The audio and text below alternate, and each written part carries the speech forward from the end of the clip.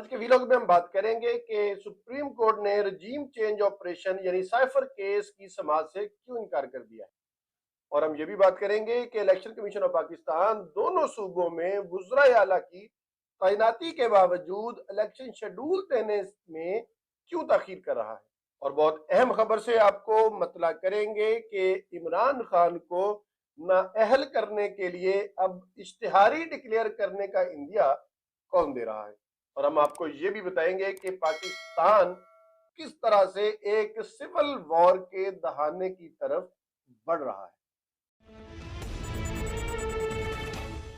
मौजूद ख़वातीन और हज़रात, अस्सलाम वालेकुम। आप देख रहे हैं रेड लाइन न्यूज़ यूएसए और मैं हूं शफ़क़त उम्मीद Sandhu advocate. Supreme court of Pakistan ने आज इनकार कर दिया है उस केस को सुनने से जो रजीम चेंज ऑपरेशन के खिलाफ और साइफर केस के नाम से जो है वो जाना जाता है। और वही साइफर जिसे इमरान खान अपने खिलाफ, अपनी हुकूमत के खिलाफ एक साजिश, एक बैरूनी साजिश करार देते हैं। और किसी ने उसको मुदाखलत कहा, किसी ने उसे साजिश कहा, लेकिन उसका हतमी फैसला जो था वो सुप्रीम कोर्ट ने करना है। और उसके लिए आज की 24 जनवरी की यानी तारीख मुकर्रर थी जस्टिस सरदार मसूद की अदालत में, और उन्होंने इसकी समाअत चैम्बर में करने का फैसला किया था। चैम्बर समाअत वो समाअत होती है जिसमें अगर कोई कौमी सलामती का मामला हो तो उसे ओपन कोर्ट में डिस्कस नहीं करते, बल्कि चैम्बर के अंदर जो है मखसूस माहौल में वो उसके ऊपर जो है वो आर्गूमेंट्स होते हैं और उस पर फैसला आता है। लेकिन उससे भी जस्टिस सरदार मसूद ने इनकार कर दिया है, जिससे अब शुबहात जन्म ले रहे हैं कि क्या ये किसी दबाव के तहत किया है या कौमी सलामती को मद्देनजर रखते हुए अज खुद जो है वो सुप्रीम कोर्ट ने इस मुल्क की आला तरीन अदलिया ने उसको ना समाअत करने का फैसला किया है। लेकिन इस पर नजरें थी तमाम तर जो है नाकदीन की और तजिया नगारों की और तमाम तर जो है वो सियासी और गैर सियासी हलकों की, कि पता चले कि क्या वाकई इमरान खान जो उन्होंने इतना शोर किया और इतना एहतजाज किया कि उनके खिलाफ, उनकी हुकूमत के खिलाफ साजिश की गई है, क्या वाकई वो उनका बयानिया जो था वो मबनी बर हक था, या जो अपोजिशन उस वक्त की ये कह रही थी कि ये बैरूनी नहीं, ये अंदरूनी मामला है। और ये भी इस वक्त मंजर-ए-आम पर आना इसलिए जरूरी था कि उस वक्त की जो एस्टेब्लिशमेंट थी, जो chief of the army staff थे, वो चूंकि रिटायर हो चुके हैं और उनके खिलाफ बहुत सारी जुबानें जो है वो खुल चुकी हैं, जो अपोजिशन की भी जुबानें हैं और जो हुकूमत की भी जुबानें हैं, वो जनरल बाजवा को हरफ तनकीद बना रही हैं। तो इस वक्त जो है ये सामने आ जाता अगर कि क्या उस वक्त की एस्टेब्लिशमेंट जो है उसने किसी बैरूनी एस्टेब्लिशमेंट या किसी बैरूनी दबाव के अंदर आकर जो है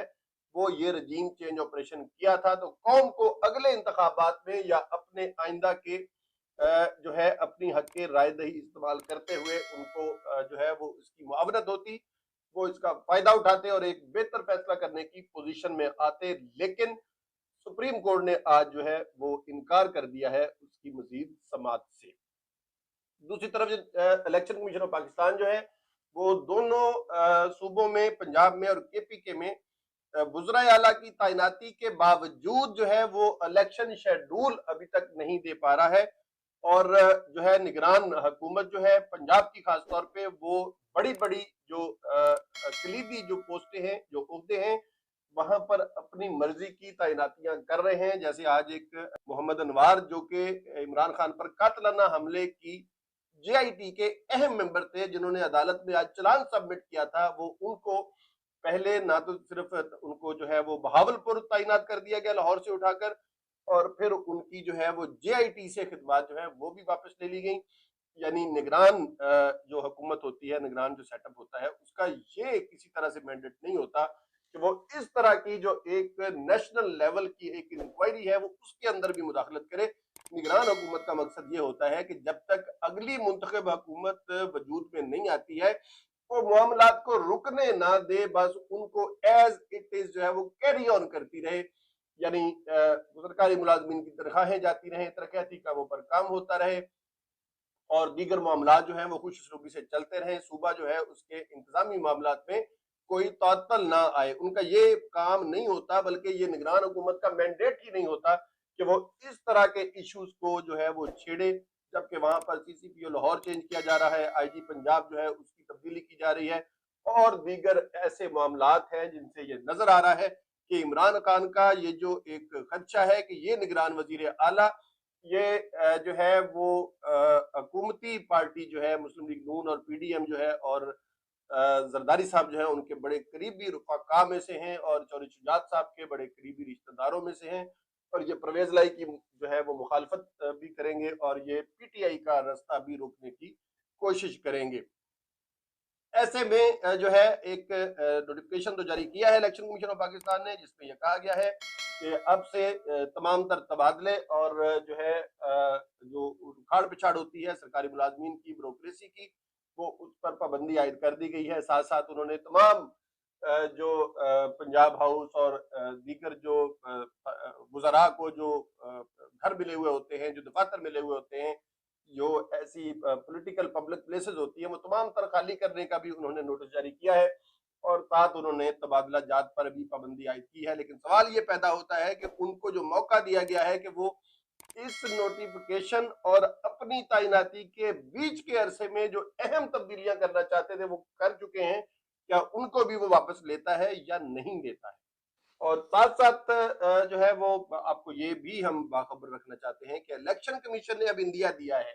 कि वो जो इलेक्शन कमीशन की तौहीन के केस को लेकर वो आगे चल रहे हैं, जिसमें कि इमरान खान पेश नहीं हुए हैं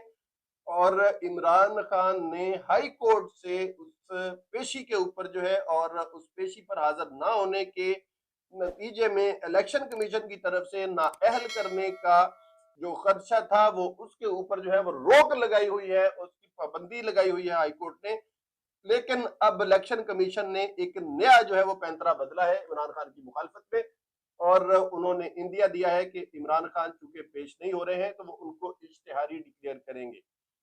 अब अगर ये स्टेटस हो जाता है इमरान खान का या किसी भी सियासतदान का कि वो किसी छोटी या बड़ी जो अदालत है उसके इश्तिहारी हैं, तो कोई एब्सकॉन्डर जो होता है उसका दर्जा जो होता है वो उसका शनाख्ती कार्ड भी ब्लॉक किया जा सकता है, उसका पासपोर्ट भी ब्लॉक किया जा सकता है। और अगर किसी का शनाख्ती कार्ड ब्लॉक कर दिया जाए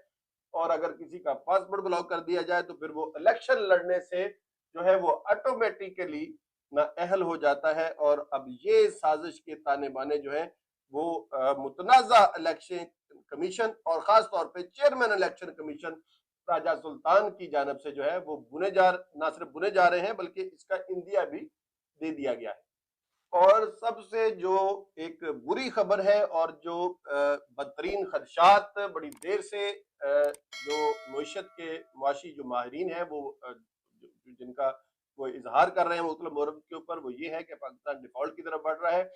अब उसके आसार जो है वो बड़े वाजे होना शुरू हो गए हैं, जिसका पहला मजर तो आपने देखा कि गुज़िश्ता रोज पूरा पाकिस्तान जो है वो एक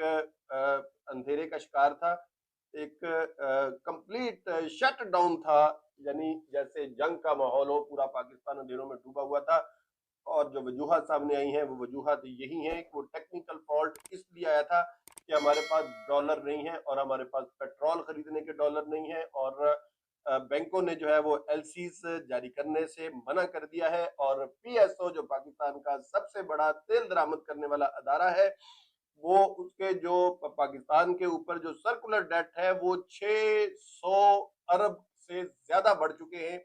और इस पर मजीद जो है वो पैसा खर्च करने के लिए बैंक तैयार नहीं है। हमारे पास तेल नहीं था और जो आईपीपीज को हमने सर पे बिठा रखा है, उन्होंने